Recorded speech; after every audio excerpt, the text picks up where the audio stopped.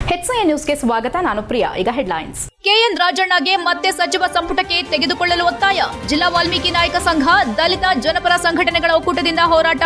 ಮಳೆ ನಡುವೆಯೂ ರಾಜಣ್ಣ ಪರ ಬೃಹತ್ ಪ್ರತಿಭಟನೆ.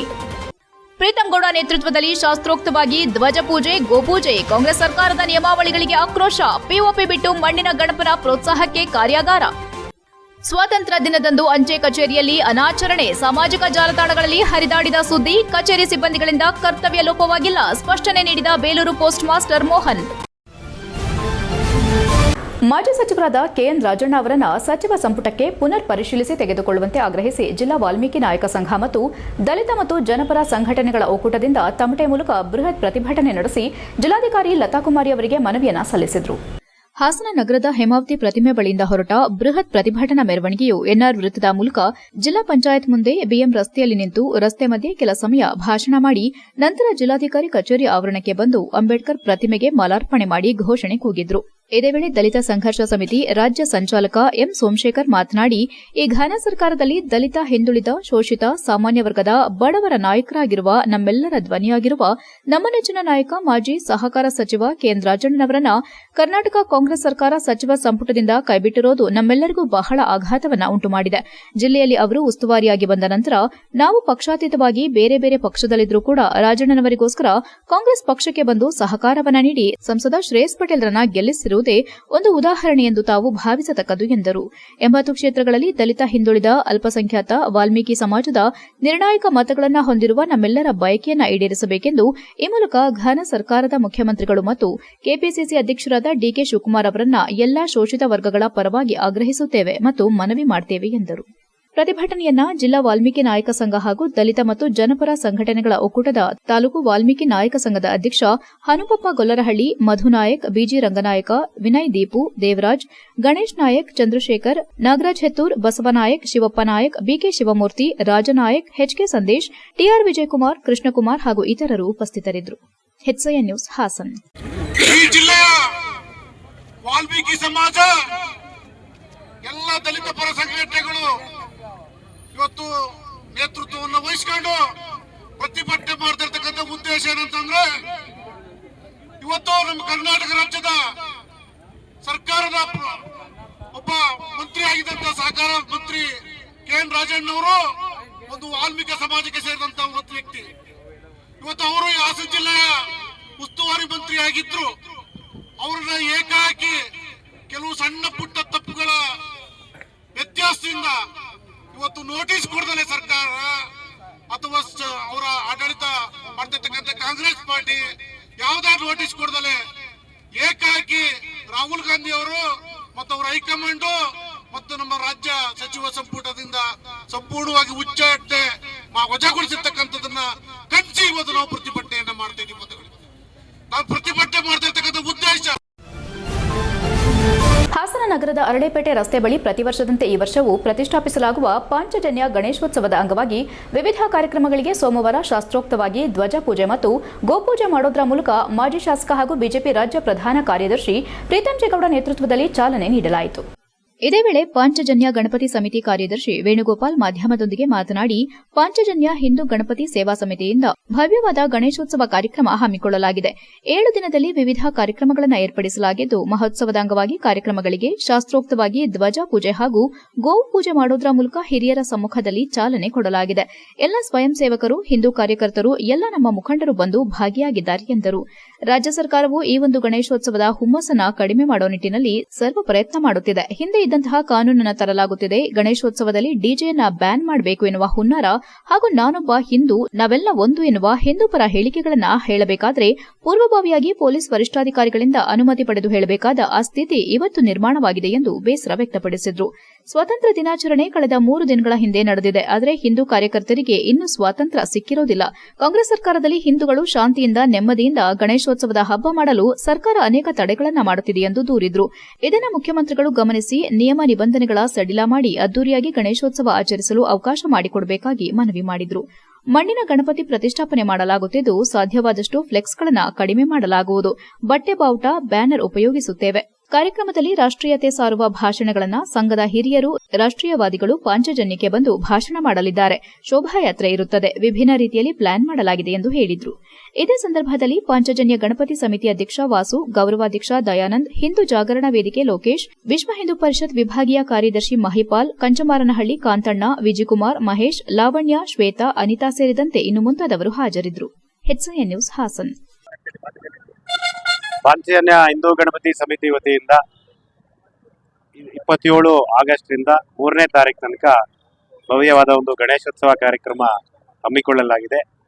ಆ ನಿಟ್ಟಿನಲ್ಲಿ ಅನೇಕ ಕಾರ್ಯಕ್ರಮಗಳನ್ನು ಈ 7 ದಿನದಲ್ಲಿ ಹಮ್ಮಿಕೊಳ್ಳಲಾಗಿದ್ದು, ಅದರ ಮಹೋತ್ಸವದ ಅಂಗವಾಗಿ ಅಲಂಕಾರ ಮತ್ತೆ ಅನೇಕ ಕಾರ್ಯಕ್ರಮಗಳಿಗೆ ಇವತ್ತು ಒಂದು ಶಾಸ್ತ್ರೋಕ್ತವಾಗಿ ಧ್ವಜ ಪೂಜೆ ಮಾಡೋದರ ಮೂಲಕ ಇವತ್ತು ನಾವೊಂದು ಚಾಲನೆಯನ್ನ ಎಲ್ಲರ ಹಿರಿಯರ ಸಮ್ಮುಖದಲ್ಲಿ ಇವತ್ತು ಚಾಲನೆಯನ್ನು ನೀಡಲಾಗ್ತಾ ಇದೆ.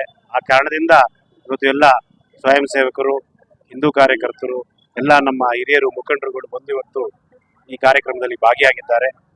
ರಾಜ್ಯ ಸರ್ಕಾರ ಈ ಒಂದು ಗಣೇಶೋತ್ಸವನ್ನ ಕಡಿಮೆ ಮಾಡುವ ಏನು ಹುಮ್ಮಸ್ಸಿದೆ ಅದನ್ನ ಕಡಿಮೆ ಮಾಡುವಂತ ಸರ್ವ ಪ್ರಯತ್ನವನ್ನು ಮಾಡ್ತಾ ಇದೆ. ಹಿಂದೆ ಇರದಂತ ಕಾನೂನುಗಳನ್ನ ತರ್ತಾ ಇದೆ.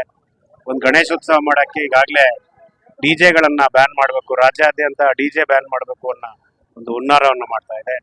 ಹಾಗೆ ನಾವು ಏನು ಗಣೇಶೋತ್ಸವದಲ್ಲಿ ಸ್ವಾತಂತ್ರ್ಯ ದಿನಾಚರಣೆ ಸಂದರ್ಭದಲ್ಲಿ ಅಂಚೆ ಕಚೇರಿಯಲ್ಲಿ ಯಾವುದೇ ರೀತಿಯಲ್ಲಿ ಸಿಬ್ಬಂದಿಗಳಿಂದ ಕರ್ತವ್ಯ ಲೋಪ ಆಗಿರುವುದಿಲ್ಲ ಎಂದು ಬೇಲೂರು ಪೋಸ್ಟ್ ಮಾಸ್ಟರ್ ಮೋಹನ್ ಸ್ಪಷ್ಟನೆ ನೀಡಿದರು. ಆಗಸ್ಟ್ 15ರಂದು ಅಂಚೆ ಕಚೇರಿಯಲ್ಲಿ ಸ್ವಾತಂತ್ರ್ಯ ದಿನಾಚರಣೆ ಸಮಯದಲ್ಲಿ ಕುಡಿದು ಮಾಂಸಾಹಾರ ಸೇವನೆ ಮಾಡಿ ಡಿಜೆ ನೃತ್ಯ ಮಾಡಿದ್ದಾರೆ ಎಂದು ಕೆಲವರು ಸುಳ್ಳು ಸುದ್ದಿ ಹಬ್ಬಿಸಿ ಕಚೇರಿ ಹಾಗೂ ಸಿಬ್ಬಂದಿಗಳ ಬಗ್ಗೆ ಸಾಮಾಜಿಕ ಜಾಲತಾಣದಲ್ಲಿ ಸುದ್ದಿ ಹಬ್ಬಿಸಿದ್ದಾರೆ ಎಂದು ಕಚೇರಿ ಸುತ್ತಲೂ ಹಾಗೂ ಒಳಭಾಗದಲ್ಲಿ ಸಿಸಿಟಿವಿ ಕ್ಯಾಮೆರಾ ಇದ್ದು ಅವುಗಳನ್ನು ಪರಿಶೀಲಿಸಬಹುದು ಎಂದರು. ಸ್ವಾತಂತ್ರ್ಯ ದಿನಾಚರಣೆ ಎನ್ನುವುದು ನಮಗೆಲ್ಲ ಹಬ್ಬದ ಸಂಭ್ರಮದಂತೆ. ನಮ್ಮ ವ್ಯಾಪ್ತಿಯಲ್ಲಿ 16 ಶಾಖಾ ಅಂಚೆ ಕಚೇರಿಯಿದ್ದು ಸುಮಾರು 3 ವರ್ಷಗಳಿಂದ ಎಲ್ಲಾ ಸಿಬ್ಬಂದಿಗಳು 40ಕ್ಕೂ ಹೆಚ್ಚು ಜನರು ಎಲ್ಲಾ ಸೇರಿ ಸ್ವಾತಂತ್ರ್ಯ ದಿನಾಚರಣೆ ಅರ್ಥಪೂರ್ಣವಾಗಿ ಆಚರಿಸಿಕೊಂಡು ಬರಲಾಗುತ್ತಿದೆ. ಅಂದು ಭಾಷಣ, ಚರ್ಚಾ ಸ್ಪರ್ಧೆ ಸೇರಿ ಕ್ರೀಡಾಕೂಟವನ್ನು ಆಯೋಜಿಸಿಕೊಂಡು ಬರಲಾಗುತ್ತಿದೆ. ಕಳೆದ 2 ವರ್ಷದಿಂದ ಉಪಹಾರ ಇಲ್ಲೇ ಸಿದ್ಧಪಡಿಸಿ ಎಲ್ಲರೂ ಒಟ್ಟಿಗೆ ಸೇರಿ ಆಚರಿಸಿಕೊಂಡು ಬರುತ್ತಿದ್ದು ಅದರಂತೆ ಹಿಂದಿನಿಂದಲೂ ವಾಡಿಕೆ ಮಾಡಿಕೊಂಡು ಬರುತ್ತಿದ್ದು ಈ ಹಿಂದೆ ಅಂಚೆ ಕಚೇರಿಯಲ್ಲಿದ್ದ ಕೆಲವರು ಕೆಲಸದ ಸಂದರ್ಭ ಸಾರ್ವಜನಿಕರ ಹಣ ಮತ್ತು ಕಚೇರಿ ನಿಯಮಗಳನ್ನು ತಮ್ಮ ವೈಯಕ್ತಿಕಕ್ಕೆ ಬಳಸಿಕೊಂಡಿದ್ದು ಅಂತಹವರನ್ನ ನೋಟಿಸ್ ನೀಡಿ ಅಮಾನತುಪಡಿಸಲಾಗಿದೆ. ಇದನ್ನೇ ಕಾರಣವನ್ನಾಗಿಟ್ಟುಕೊಂಡು ಕಾರ್ಯಕ್ರಮದ ವಿಡಿಯೋಗಳನ್ನು ತಮ್ಮ ನೌಕರರು ಮೊಬೈಲ್ನಲ್ಲಿ ಹಂಚಿಕೊಂಡಿದ್ದು ಅದನ್ನೇ ದುರುಪಯೋಗ ಪಡಿಸಿಕೊಂಡು ಈ ರೀತಿ ಸುಳ್ಳು ಸುದ್ದಿ ಹಬ್ಬಿಸಿದ್ದಾರೆ. ಅಂದು ಯಾವುದೇ ಡಿಜೆ ಉಪಯೋಗಿಸಿಲ್ಲ, ಕೇವಲ ಮೈಕ್ ಹಾಕಿ ದೇಶಭಕ್ತಿ ಗೀತೆಗಳ ಸ್ಪರ್ಧೆ ಏರ್ಪಡಿಸಿದ್ದು ಬಂದಂತಹ ನೌಕರರಿಗೆ ಉಪಹಾರ ವ್ಯವಸ್ಥೆ ಮಾಡಿದ್ದು ನಿಜ. ಹಿಂಭಾಗದಲ್ಲಿ ಇವುಗಳನ್ನು ಮಾಡಿದ್ದೆವು. ಅಂದು ಚಾಲಕರ ಸಂಘದಿಂದ ಉಪಹಾರ ವ್ಯವಸ್ಥೆ ಇದ್ದು ಕಚೇರಿ ಮುಂಭಾಗದಲ್ಲಿ ಸಣ್ಣ ಪುಟ್ಟ ವ್ಯಾಪಾರಸ್ಥರಿಗೂ ಕರೆದು ಉಪಹಾರ ನೀಡಿರುವುದು ಸಿಸಿಟಿವಿಯಲ್ಲಿ ಸೆರೆಯಾಗಿದೆ. ಕೇವಲ ಅಧಿಕಾರಿಗಳ ವಿರುದ್ಧ ಮತ್ತು ಸಿಬ್ಬಂದಿಗಳ ವಿರುದ್ಧ ಸುಳ್ಳು ಮಾಹಿತಿ ನೀಡಿದ್ದು ನಾವು ಸಹ ಇದರ ಬಗ್ಗೆ ಮೇಲಾಧಿಕಾರಿಗಳಿಗೆ ದೂರು ನೀಡಿದ್ದೇವೆ. ಸಂಪೂರ್ಣ ಸಿಸಿ ಕ್ಯಾಮೆರಾ ಫೋಟೋ ಮತ್ತು ವಿಡಿಯೋ ಮೇಲಾಧಿಕಾರಿಗಳಿಗೆ ನೀಡಿದ್ದೇವೆ. ಯಾವುದೇ ರೀತಿಯ ಬಾಡೂಟವನ್ನು ಇಂತಹ ಪವಿತ್ರ ದಿನದಂದು ಮಾಡೋದಿಲ್ಲ. ಅಂತಹವರ ವಿರುದ್ಧ ಸುಳ್ಳು ಮಾಹಿತಿ ನೀಡಿ ಸಾರ್ವಜನಿಕರಿಗೆ ತಪ್ಪು ಮಾಹಿತಿ ನೀಡಿದವರ ಮೇಲೆ ಕ್ರಮ ಕೈಗೊಳ್ಳಲು ಮೇಲಾಧಿಕಾರಿಗಳಿಗೆ ಮನವಿ ಮಾಡಿದ್ದೇವೆ ಎಂದರು. ಈ ವೇಳೆ 16 ಇಲಾಖೆಯ ಅಂಚೆ ಕಚೇರಿ ಸಿಬ್ಬಂದಿಗಳು ಹಾಜರಿದ್ದರು. HCN news Belur. ಅವ್ರನ್ನೆಲ್ಲರನ್ನೂ ಕೂಡ ಈ ಧ್ವಜಾರೋಹಣ ಕಾರ್ಯಕ್ರಮಕ್ಕೆ ಹಮ್ಮಿಕೊಂಡು ಕರೆಯೋದು ನನ್ನ ಪದ್ಧತಿ, ನನ್ನ ವಾಡಿಕೆ. ನಾನು ಕೆಲಸ ಮಾಡಿದ ಕಡೆ ಎಲ್ಲರೂ ಕೂಡ ಸಂತೋಷವಾಗಿ ಎಲ್ಲ ಇಂಥ ಇಲಾಖೆ ನೌಕರರು, ಇಲಾಖೇತರ ನೌಕರು ಎಲ್ಲರೂ ಕೂಡ ಬಂದು ಭಾಗವಹಿಸಬೇಕು ಅನ್ನೋದು ನನ್ನ ಆಸೆಯಿಂದ ಈ ಕಾರ್ಯಕ್ರಮ ಮಾಡಕ್ಕೆ ನಾವು ಹಮ್ಮಿಕೊಂಡ್ವಿ. ಹಿಂದಿನ ದಿನನೇ ನಾವೆಲ್ಲ ಪ್ರಿಪರೇಷನ್ಸನ್ನ ಮಾಡಿ ಮನೆಯ ರೀತಿಯಲ್ಲಿ, ಹಬ್ಬದ ರೀತಿಯಲ್ಲಿ ಈ ಕಾರ್ಯಕ್ರಮನ ಅರ್ಥಪೂರ್ಣವಾಗಿ ಆಚರಿಸಬೇಕು ಅಂದ್ಕೊಂಡು ಇಲ್ಲೇ ನಾವೊಂದು ಸ್ವೀಟು ಅಥವಾ ಉಪಹಾರವನ್ನು ತಯಾರು ಮಾಡೋಣ ಎಲ್ಲ ಸೇರಿಕೊಂಡು ಅಂದ್ಕೊಂಡು ಡಿಸೈಡ್ ಮಾಡಿದ್ವಿ. ಅದರಂತೆ ಬೆಳಗ್ಗೆ 8 ಗಂಟೆಗೆ ಎಲ್ಲರೂ ಕೂಡ ಹಾಜರಾದರು. 8:30ಕ್ಕೆ ಸರಿಯಾಗಿ ನಾವು ಎಲ್ಲರೂ ನೌಕರ. HCN ನ್ಯೂಸ್ನಲ್ಲಿ ಈಗ ಒಂದು ಪುಟ್ಟ ಬ್ರೇಕ್.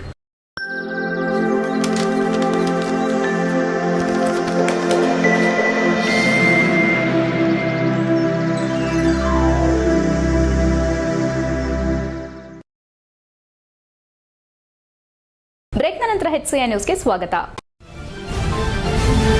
ಪಿಒಪಿ ಬಣ್ಣದ ಗಣಪತಿ ಪರಿಸರಕ್ಕೆ ಹಾನಿ ಮಾಡುತ್ತದೆ. ಮಣ್ಣಿನ ಗಣೇಶ ಉತ್ತಮವಾಗಿದ್ದು ಮುಂದಿನ ವರ್ಷಕ್ಕೆ ಗೋಧಿ ಹಿಟ್ಟಿನ, ರಾಗಿ ಹಿಟ್ಟಿನ, ಮೈದಾ ಹಿಟ್ಟು, ಅಕ್ಕಿ ಹಿಟ್ಟು ಸೇರಿಸಿ ಗಣಪ ಮೂರ್ತಿ ನಿರ್ಮಾಣ ಮಾಡುವ ಮೂಲಕ ಜಲಚರ ಜೀವಿಗಳಿಗೆ ಆಹಾರ ನೀಡಬಹುದೆಂದು ಮಾಜಿ ಶಾಸಕ ಮತ್ತು ಪರಿಸರಕ್ಕಾಗಿ ನಾವು ಸಂಘಟನೆ ರಾಜ್ಯಾಧ್ಯಕ್ಷ ಎಟಿ ರಾಮಸ್ವಾಮಿ ಸಲಹೆ ನೀಡಿದರು. ಹಾಸನ ನಗರದ ಜಿಲ್ಲಾ ಕ್ರೀಡಾಂಗಣದಲ್ಲಿ ಒಂದೇ ಮಾತರಂ ಸಮಿತಿಯಿಂದ ಪ್ರಣಮ್ ಹಾಗೂ ಅವರ ಸ್ನೇಹಿತರ ಸಹಯೋಗದಲ್ಲಿ ನನ್ನ ಗಣಪ ಮಣ್ಣಿನ ಗಣಪ ಎಂಬ ಕಾರ್ಯಾಗಾರವನ್ನ ಕನ್ನಡ ಮಾತೆ ಭಾವಚಿತ್ರಕ್ಕೆ ಪುಷ್ಪಾರ್ಚನೆ ಮಾಡೋದ್ರ ಮೂಲಕ ಉದ್ಘಾಟಿಸಿ ಮಾತನಾಡಿದ ಅವರು, ಮಣ್ಣಿನ ಗಣಪತಿ ಪರಿಸರದ ಉಳಿವಿಗಾಗಿ ಮಾಡುತ್ತಿರುವುದು ಒಳ್ಳೆಯ ಸಂಸ್ಕೃತಿ. ಪಿಒಪಿ ಬಣ್ಣದ ಗಣಪತಿ ಪರಿಸರಕ್ಕೆ ಹಾನಿ ಮಾಡುತ್ತದೆ. ಜೊತೆಗೆ ನಮ್ಮ ಸುತ್ತಮುತ್ತಲ ವಾತಾವರಣ ಕಲುಷಿತವಾಗಿದ್ದು ಉತ್ತಮ ವಾತಾವರಣ ನಿರ್ಮಾಣ ಮಾಡೋದು ನಮ್ಮೆಲ್ಲರ ಆದ್ಯ ಕರ್ತವ್ಯ. ಪರಿಸರ ಚೆನ್ನಾಗಿದ್ರೆ ನಾವೆಲ್ಲರೂ ಆರೋಗ್ಯವಂತರಾಗಿರ್ತೇವೆ. ನನ್ನ ಗಣಪ ಮಣ್ಣಿನ ಗಣಪ ಎನ್ನುವ ಶೀರ್ಷಿಕೆ ಉತ್ತಮವಾಗಿದೆ. ಮುಂದಿನ ವರ್ಷ ಗೋಧಿ ಹಿಟ್ಟಿನ ರಾಗಿ ಹಿಟ್ಟು, ಮೈದಾ ಹಿಟ್ಟು, ಅಕ್ಕಿ ಹಿಟ್ಟು ಕಲಸಿ ಆ ಮೂಲಕ ಗಣಪನನ್ನ ಮಾಡಿ ಎಂದು ಸಲಹೆ ನೀಡಿದ್ರು. ಗಣಪತಿ ವ್ಯಾಪಾರವನ್ನ ಲಾಭದ ಉದ್ಯಮವನ್ನಾಗಿ ಮಾಡಿಕೊಂಡಿದ್ದಾರೆ. ಮುಂದಿನ ವರ್ಷದಿಂದ ಇನ್ನೂ ಸುಧಾರಿತ ಗಣಪ ನಿರ್ಮಾಣವಾಗಲಿ ಎಂದರು. ಪಿಒಪಿ ಗಣಪತಿಯನ್ನ ಪತ್ತೆ ಹಚ್ಚಿ ಎಲ್ಲವನ್ನೂ ಸೀಸ್ ಮಾಡೋ ಮೂಲಕ ಎಚ್ಚರಿಕೆ ಕೊಡಬೇಕೆಂದು ಸಂಬಂಧಪಟ್ಟ ಇಲಾಖೆಗೆ ಸಲಹೆ ನೀಡಿದ್ರು. ಜಿಲ್ಲಾ ಕನ್ನಡ ಸಾಹಿತ್ಯ ಪರಿಷತ್ತು ಮಾಜಿ ಗೌರವಾಧ್ಯಕ್ಷ ರವಿ ನಾಕಲಗೂಡು ಮಾತನಾಡಿ, ಪರಿಸರದ ಬಗ್ಗೆ ಜಾಗೃತಿ ಮೂಡಿಸುವ ಕೆಲಸವಾಗಬೇಕಾಗಿದೆ. ಇದರಿಂದ ಮಣ್ಣಿನ ಗಣಪ ಪೂಜೆಗೆ ಅನುಕೂಲವಾಗಿದೆ. ಇಂತಹ ಗಣಪತಿ ತಯಾರು ಮಾಡುವ ಕಾರ್ಯಾಗಾರದ ಮೂಲಕ ಸಮಾಜಕ್ಕೆ ಉತ್ತಮ ಸಂದೇಶ ರವಾನಿಸುತ್ತಿದ್ದಾರೆ. ಸರ್ಕಾರ, ಜಿಲ್ಲಾಡಳಿತ ಬಣ್ಣದ ಪಿಒಪಿ ಗಣಪತಿ ತಯಾರಿಸುವುದನ್ನು ತಡೆದು ಪರಿಸರಕ್ಕೆ ಅನುಕೂಲವಾಗುವಂತಹ ಗಣಪತಿ ಮಾಡಲು ಜಾಗೃತಿ ಮೂಡಿಸಿ ಎಂದರು. ಬ್ರಾಹ್ಮಣ ಸಭಾದ ಅಧ್ಯಕ್ಷ ಹಾಗೂ ವಕೀಲ ಎಚ್ಎಸ್ ಮಂಜುನಾಥ ಮೂರ್ತಿ ಮಾತನಾಡಿ, ಇನ್ನೂ ಆಕರ್ಷಣೀಯಾಗಿ ಕಾಣುವ ವ್ಯಕ್ತಿತ್ವ ಗಣಪತಿಗೆ ಇರುವುದಿಲ್ಲ. ಮಣ್ಣಿನ ಗಣಪತಿ ಮೂಲಕ ಆತ್ಮ ಸಂತೋಷ ಸಿಗುತ್ತದೆ. ಗೋಧಿ ಹಿಟ್ಟಿನ ರಾಗಿ ಹಿಟ್ಟು, ಮೈದಾ ಹಿಟ್ಟು, ಅಕ್ಕಿ ಹಿಟ್ಟು ಕಲಸಿ ಆ ಮೂಲಕ ಗಣಪನನ್ನ ಮಾಡಿ ಎಂದು ಮಾಜಿ ಶಾಸಕರು ಉತ್ತಮ ಸಂದೇಶ ಕೊಟ್ಟಿದ್ದಾರೆ. ಈ ಕಾರ್ಯಕ್ರಮ ಸಮಾಜಕ್ಕೆ ಉತ್ತಮ ಜಾಗೃತಿ ಮೂಡಿಸಲಿ ಎಂದರು. ಕಾರ್ಯಕ್ರಮದಲ್ಲಿ ಒಂದೇ ಮಾತರಂ ಗೆಳೆಯರ ಬಳಗದ ಮುಖ್ಯ ಸಂಚಾಲಕ ಪ್ರಣವ್ ಭಾರದ್ವಾಜ್, ತಾಲೂಕು ವೀರಶೈವ ಲಿಂಗಾಯತ ಮಹಾಸಭಾದ ಅಧ್ಯಕ್ಷರಾದ ಕಟಾಯ ಶಿವಕುಮಾರ್, ನಿರ್ದೇಶಕರಾದ ಶೋಭಾನ್ ಬಾಬು, ಶ್ರೀ ಸೀತಾರಾಮಾಂಜನೇಯ ದೇವಾಲಯದ ಅಧ್ಯಕ್ಷ ಶ್ರೀಕಾಂತ್ ಉಪಸ್ಥಿತರಿದ್ದರು. HCN news Hassan. ಮಣ್ಣಿನ ಗಣಪವನ್ನು ತಯಾರು ಮಾಡುವ ತರಬೇತಿ ಕಾರ್ಯಾಗಾರವನ್ನು ಆಯೋಜಿಸಲಾಗಿದೆ. ಇದೆಲ್ಲಕ್ಕೂ ಕೂಡ ಸಂತೋಷ ಮತ್ತು ಸ್ವಾಗತಾರ್ಹವಾದಂತಹ ವಿಷಯ. ಇಂದು ನಾವೆಲ್ಲ ಕಾಣ್ತಾ ಇದ್ದೇವೆ, ನಮ್ಮ ಸುತ್ತಮುತ್ತಲಿನ ಎಲ್ಲ ಪರಿಸರವೂ ಕೂಡ ತುಂಬ ಹಾಳಾಗಿದೆ. ನಾವು ಕುಡಿಯುವ ನೀರು, ಸೇವಿಸುವ ಗಾಳಿ, ನಾವು ಊಟ ಮಾಡುವ ಆಹಾರವೂ ಕೂಡ ಕಲುಷಿತವಾಗಿದ್ದು ಎಲ್ಲ ಜೀವಗಳು ಕೂಡ ಸಂಕಷ್ಟದಲ್ಲಿದ್ದಾವೆ. ಅವನ್ನ ವಿಷ ಮುಕ್ತ ಮಾಡಬೇಕಾಗಿರ್ತಕ್ಕಂಥದ್ದು ನಮ್ಮೆಲ್ಲರ ದೊಡ್ಡ ಕರ್ತವ್ಯ, ಜವಾಬ್ದಾರಿ ಅಂತ ಹೇಳಿ ನಾವು ಭಾವಿಸ್ಕೊಂಡಿದ್ದೀವಿ. ಪರಿಸರ ಆರೋಗ್ಯಕರವಾಗಿ ಅದರಲ್ಲಿ ಭಾಗವತರು ಬರೆದಂಥ ಒಂದು ಘಟನೆಯನ್ನು ನಾವು ಓದೋದು ಅದರಲ್ಲಿ ಬರುತ್ತೆ. ಗಣಪತಿಯನ್ನು ನಾವು ಮಾಡಬೇಕಾದ್ರೆ ಮಣ್ಣಿನಿಂದ ಹೊಂದೋದಕ್ಕೆ ಮುಂಚೆ ಅಕ್ಕಿ ಹಿಟ್ಟಿನಿಂದಾಗಲಿ, ಗೋಧಿ ಹಿಟ್ಟಿನಿಂದಾಗಲಿ ಅಥವಾ ಅಂತ ಬರೆದು ಆ ನಂತರದಲ್ಲಿ ಮಣ್ಣಿನಿಂದ ಹಾಕಬಾರ್ದು. ಅದರಲ್ಲೆಲ್ಲೋ ಬಣ್ಣ ಹೊಡೆಯಬೇಕು ಅಂತ ಬರಲಿಲ್ಲ. ಯಾಕೆಂದರೆ ಒಂದು ವಿಚಾರ ನಾನು ಹೇಳೋದೇನು ಅಂದರೆ, ಗಣಪತಿಗೆ ಆ ರೀತಿ ಆಕರ್ಷಣೀಯವಾಗಿ ಕಾಣುವಂಥ ವ್ಯಕ್ತಿತ್ವ ಗಣಪತಿಗೆ ಅವಶ್ಯಕತೆ ಇರುವುದಿಲ್ಲ. ಏಕೆಂದರೆ ಯಾವುದೇ ಒಂದು ಕೆಲವು ಭಾಗದಲ್ಲಿ ನಾವು ಹೋದಾಗ ಬ್ರ್ಯಾಂಡ್ ಅಂತ ಹೇಳ್ತೀವಿ, ಆ ಬ್ರ್ಯಾಂಡ್ ಅನ್ನೋದು ಅವಶ್ಯಕತೆ ಇರೋದಿಲ್ಲ. ಈಗ ಗಣಪತಿಗೆ ಆ ಒಳ್ಳೆಯ ಬ್ರ್ಯಾಂಡ್ ಮುಂಚೆಯಿಂದ ಇದೆ. ಅದನ್ನು ಬಣ್ಣ ಹಚ್ಚಿ ಅದಕ್ಕೆ ಸ್ವಾಗತವನ್ನು ಕೋರುವಂಥ ಅವಶ್ಯಕತೆ ಖಂಡಿತ ಇರೋದಿಲ್ಲ. ಹಿಂದಿನ ದಿನಗಳಲ್ಲಿ ಏನೋ ಗೊತ್ತಿದೆ ಮಾಡ್ತಾ ಇದ್ರು, ಅದ್ರ ಭಾಗದಲ್ಲಿ ಈಗ ಒಳ್ಳೆ ಅವೇರ್ನೆಸ್ ಬಂದಿದೆ ಈ ವಿಷಯದಲ್ಲಿ.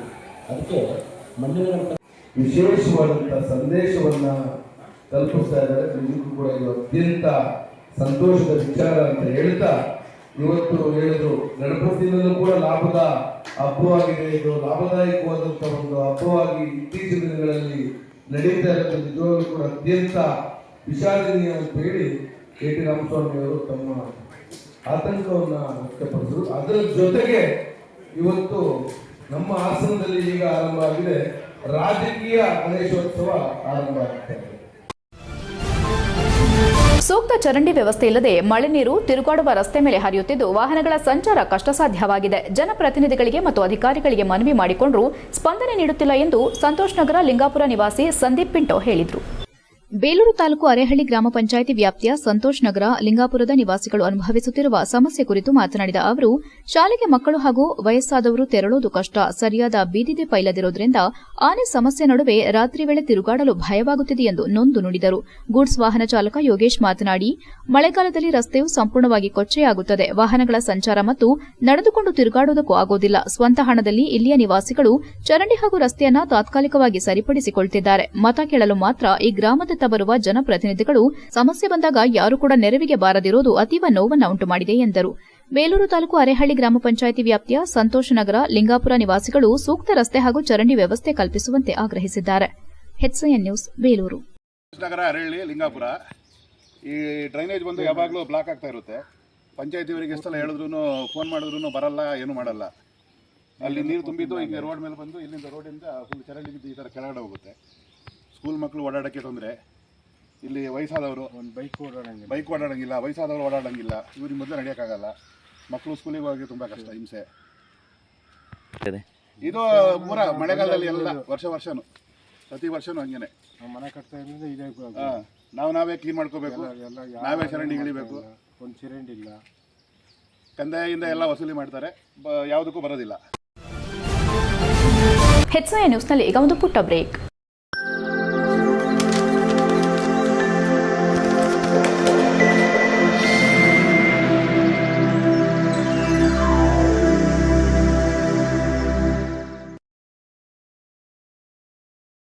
ಬ್ರೇಕ್ನ ನಂತರ HCN ನ್ಯೂಸ್ಗೆ ಸ್ವಾಗತ. ಇಷ್ಟೊಂದು ಆತುರದಲ್ಲಿ ಮಹಾನಗರ ಪಾಲಿಕೆ ಮೇಯರ್ ಸ್ಥಾನದಿಂದ ಚಂದ್ರೇಗೌಡರನ್ನ ಅನರ್ಹಗೊಳಿಸಿ ಮಾಡಿದ ಸಾಧನೆ ಏನು? ಇದಕ್ಕೆ ಮಾಜಿ ಸಚಿವ HD ರೇವಣ್ಣನವರು ಜನತೆಗೆ ಉತ್ತರ ನೀಡಬೇಕೆಂದು ವೀರಕನ್ನಡಿಗ ಟಿಪ್ಪು ಸೇನೆ ಸಂಸ್ಥಾಪಕ ಅಧ್ಯಕ್ಷ ಅಕ್ಮಲ್ ಜಾವೇದ್ ಆಗ್ರಹಿಸಿದ್ದಾರೆ. ಪತ್ರಿಕಾಗೋಷ್ಠಿಯಲ್ಲಿ ಸೋಮವಾರ ಮಾತನಾಡಿ, ಮಹಾನಗರ ಪಾಲಿಕೆಯ ಮೇಯರ್ ಚಂದ್ರೇಗೌಡರನ್ನ ಏಕಾಏಕಿ ವಜಾಗೊಳಿಸಿರುವುದು ಎಲ್ಲರಿಗೂ ತಿಳಿದಿದೆ. ಸಂವಿಧಾನಬದ್ಧವಾದ ತೀರ್ಪು ಸ್ವಾಗತಾರ್ಹ. ಆತುರದಲ್ಲಿ ಪಕ್ಷದ ನಾಯಕರು ಈ ತೀರ್ಪನ್ನು ತೆಗೆದುಕೊಂಡಿದ್ದಾರೆ.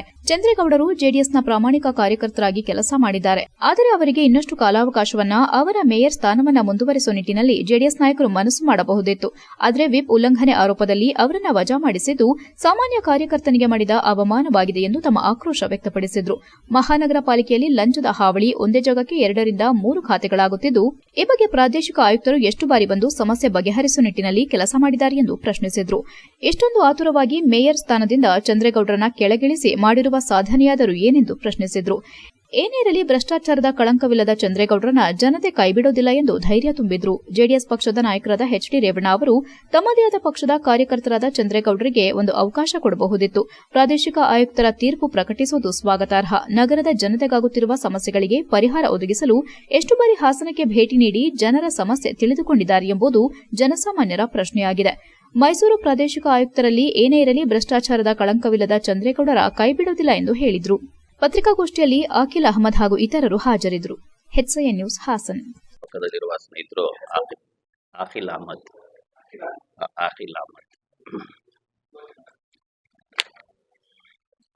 ಸ್ನೇಹಿತರೆ, ನಮ್ಮ ನಗರಸಭೆ ಮಹಾನಗರ ಪಾಲಿಕೆಯಾಗಿ ಪರಿವರ್ತನೆ ಆಗಿರೋದು ಎಲ್ಲರಿಗೂ ಗೊತ್ತಿರುವಂತ ವಿಚಾರ. ಈ ನಮ್ಮ ಚಂದ್ರೇಗೌಡರು ಅನ್ನೋ ವ್ಯಕ್ತಿ ಮೊದಲ ಮೇಯರ್ ಆಗಿ ಹಾಸನಕ್ಕೆ ಆಯ್ಕೆಯಾಗಿರ್ತಾರೆ. ಪಕ್ಷದ ಶಿಸ್ತು ಉಲ್ಲಂಘನೆ ಆಗಿದೆ ಅಂತ ವಿಪ್ನ ಜಾರಿ ಮಾಡ್ತಾರೆ ಜೆಡಿಎಸ್ ಪಕ್ಷದ ವರಿಷ್ಠರು.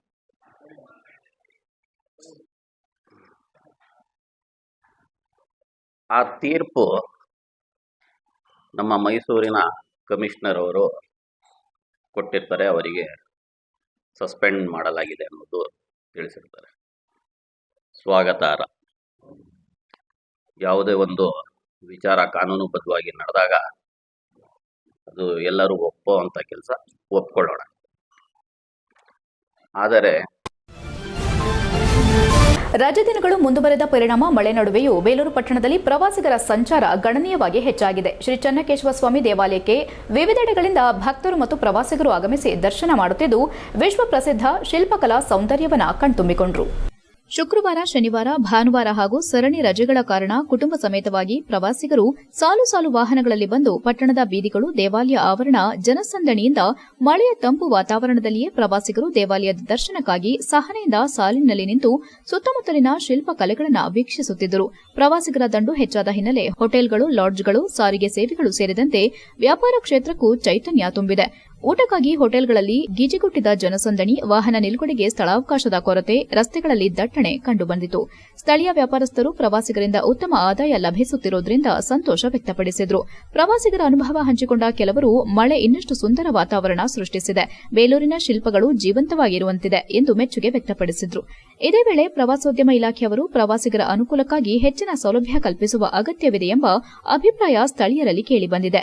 ಒಟ್ಟಿನಲ್ಲಿ ಮಳೆ ನಡುವೆಯೇ ಬೇಲೂರು ಪುನಃ ಪ್ರವಾಸಿಗರ ನೆಚ್ಚಿನ ತಾಣವೆಂಬ ಹೆಗ್ಗಳಿಕೆಗೆ ಪಾತ್ರವಾಗಿದೆ. HCN news Belur. HCN ನ್ಯೂಸ್ನಲ್ಲಿ ಈಗ ಒಂದು ಪುಟ್ಟ ಬ್ರೇಕ್. ಹಾಸನದಲ್ಲಿ 28 ವರ್ಷಗಳಿಂದ ಜನತೆಗೆ ಅತ್ಯುತ್ತಮವಾದ ವೈದ್ಯಕೀಯ ಸೇವೆಯನ್ನು ನೀಡುತ್ತಿರುವ ಹೇಮಾವತಿ ಮಲ್ಟಿಸ್ಪೆಷಾಲಿಟಿ ಹಾಸ್ಪಿಟಲ್ ಹಾಸನ. ನಮ್ಮಲ್ಲಿ ದಿನದ 24 ಗಂಟೆಯೂ ಆಕ್ಸಿಡೆಂಟಲ್ ಇಂಜುರೀಸ್ ಮತ್ತು ಎಮರ್ಜೆನ್ಸಿ ಸರ್ವಿಸ್ಗಳನ್ನು ಹೊಂದಿದೆ. ಹೇಮಾವತಿ ಆಸ್ಪತ್ರೆಯ ಡಾಕ್ಟರ್ ನಿಖಿಲ್ ಆರ್ ಭಟ್ ರವರು MS ಆರ್ಥೋಪೆಡಿಕ್ನಲ್ಲಿ ಚಿನ್ನದ ಪದಕ ಪಡೆದು ಸಿಂಗಾಪುರ್ ಜನರಲ್ ಹಾಸ್ಪಿಟಲ್ನಲ್ಲಿ ಫೆಲೋಶಿಪ್ ಇನ್ ಜಾಯಿಂಟ್ ರಿಪ್ಲೇಸ್ಮೆಂಟ್ ಸರ್ಜರಿಯ ಪದವಿ ಪಡೆದು ಸೇವೆಯನ್ನ ಸಲ್ಲಿಸಿರುತ್ತಾರೆ.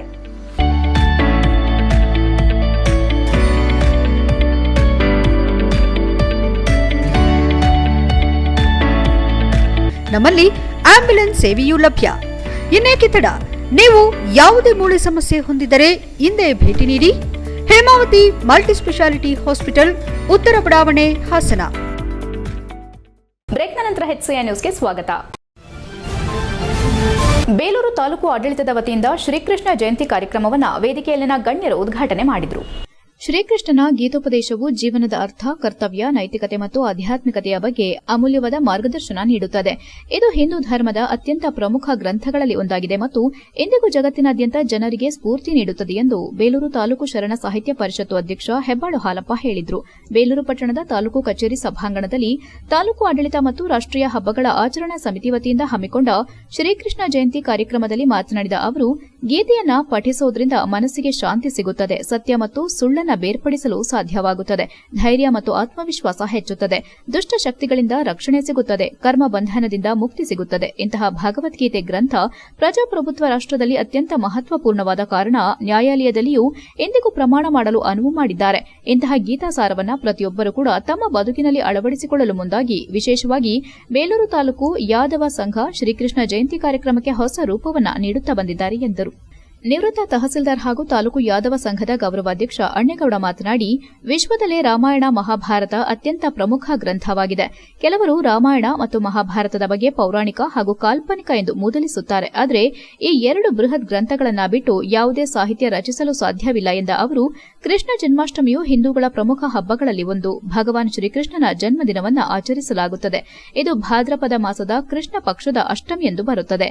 ಈ ದಿನದಂದು ಭಕ್ತರು ಉಪವಾಸ ಮಾಡುತ್ತಾರೆ, ಕೃಷ್ಣನ ವಿಗ್ರಹವನ್ನು ಪೂಜಿಸುತ್ತಾರೆ ಮತ್ತು ಅವನಿಗೆ ಪ್ರಿಯವಾದ ಭಕ್ಷ್ಯಗಳನ್ನು ಅರ್ಪಿಸುತ್ತಾರೆ. ಈ ಹಬ್ಬವು ಧರ್ಮ, ಪ್ರೀತಿ ಮತ್ತು ತ್ಯಾಗದ ಸಂದೇಶವನ್ನು ಸಾರುತ್ತದೆ ಎಂದರು.